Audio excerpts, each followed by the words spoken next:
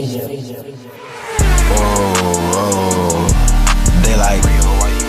like. What's up, y'all? This is Relly out back with another video. Yes, son. Today we once again are with Antonio, man. I don't know if there's anything you want to. Hey, Cavalier fans. I know y'all looking for some new cool gear to rock out with, and I got 3 y'all should look at. Now, for starters, we got the Windcraft Cleveland Cavaliers American Stripe flag. It's 3x5 with durable metal grommets and features a quadruple stitch fly-ins. Then, of course, for all the die-hard Cavs fans, we got a 2016 championship banner that's also 3x5 to remind everyone that we are the loyalists and the best die-hard fans in the league. So, if you want to represent, go ahead and also check out this championship banner. Now, the weather is changing, and any Clevelander and Ohioan knows how disrespectful our weather gets, and that's why y'all should be looking into a new Cleveland Cavalier cap. Did not only keep you warm, but to remind the world who you rep. So, if you want any more information regarding any of these 3 products, go down in the description box below and click on the link and let them know that Relly sent you. Promote or showcase before we get into it. What do you say, Relly? I said, is there anything you want to promote? Like your no, not right now. All right, so we go straight into it. Now, I think a lot of us has heard about the Collin Sexton injury, right? Everybody know that Collin Sexton is not coming back this season. And I wanted to ask you, Antonio, what do you think this means for the Cavs, man? Really, right now, this means for the Cavs is, well, they're losing a really good scorer. Yeah. Well, this season he hasn't been all that good. Really, he's been shooting 24% from 3 this season so far. But really, we also, the problem is here, we also haven't had a legit replacement for Collin Sexton because let's see here, Okoro is bad on offense. Really, right now he's shooting 11% from 3, and opponents are leaving him wide open. Like, they don't respect the shot at all, and it's not like he's just all around bad on offense. And Windler isn't a good replacement for Sexton either. So that's the main problem here. So now I do want to pitch in on Isaac Okoro because his offense has been pissy. Like, let's keep it a stack. It has been piss poor. But I'm still not alarmed yet. Now the caveat for me is we are not at Collins out. We're gonna be waiting for Evan Mobley for a couple of weeks. Yeah. I propose that since Isaac Okoro is probably gonna get a lot of playing time, that just, even though we wouldn't know this, but I think JB should encourage him to shoot a little bit more often. And I know that might be weird because, like you said, he's shooting 11% from 3, but we need him to get comfortable. We need him to get confident. We need him to develop. Because right now, like, I'm not concerned about it right now, but we do need to see him try to get that shot better.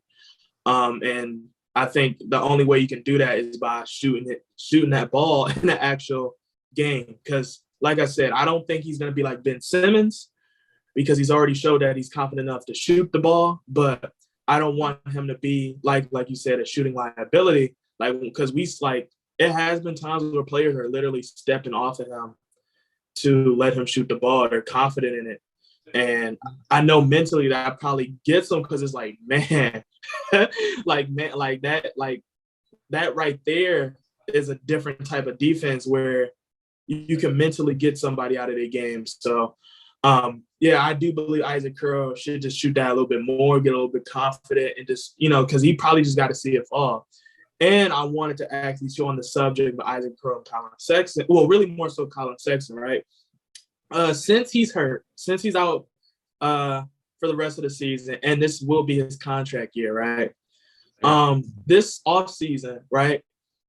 What do you believe is going to be the agenda when it comes to paying Collin Sexton or potentially shopping Collin Sexton, depending on if a deal can and cannot be done?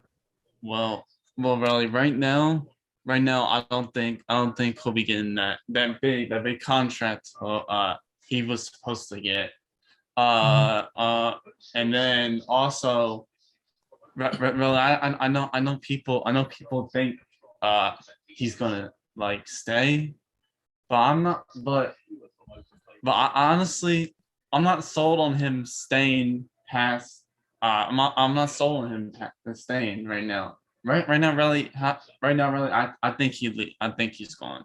I just think he's gone. I don't think the Cavs are gonna want to pay him when he was starting out the season bad. We all see his flaws as well, and then there's a meniscus injury. Yeah, all those factors, and then the fit with Garland, and you have to put in all these factors right now.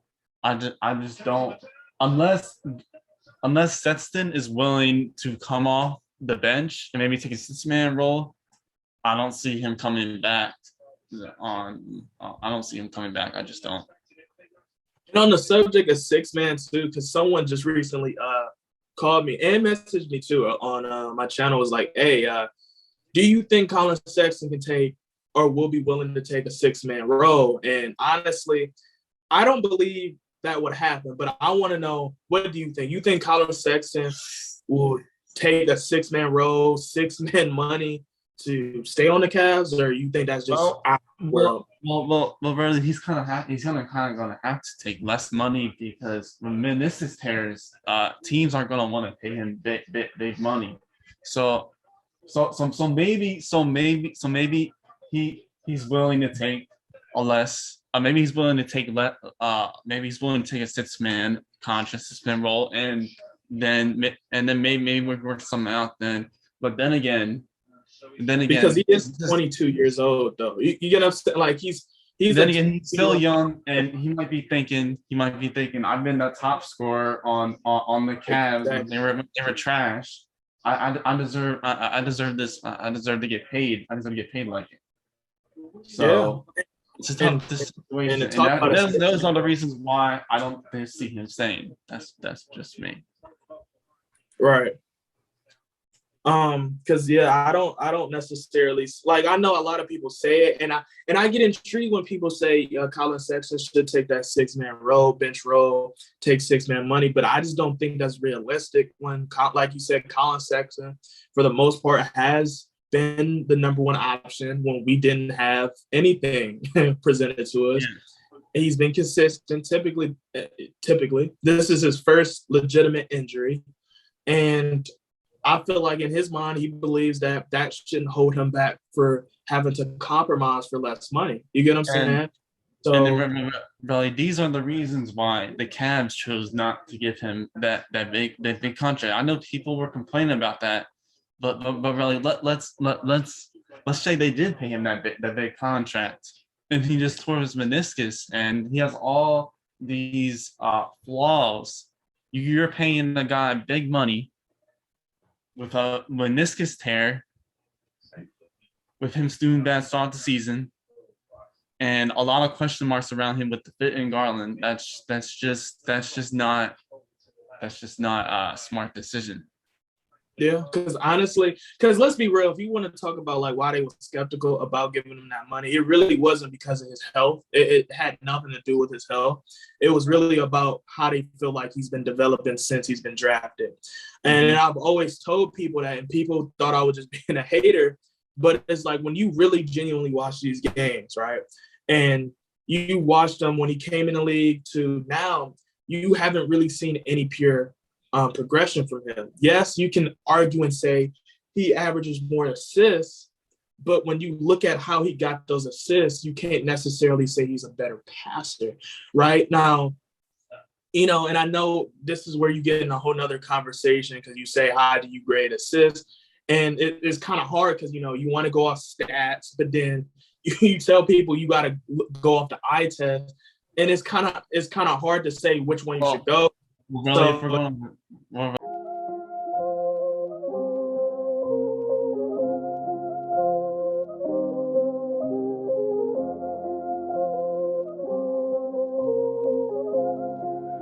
That's Atlantis with that money.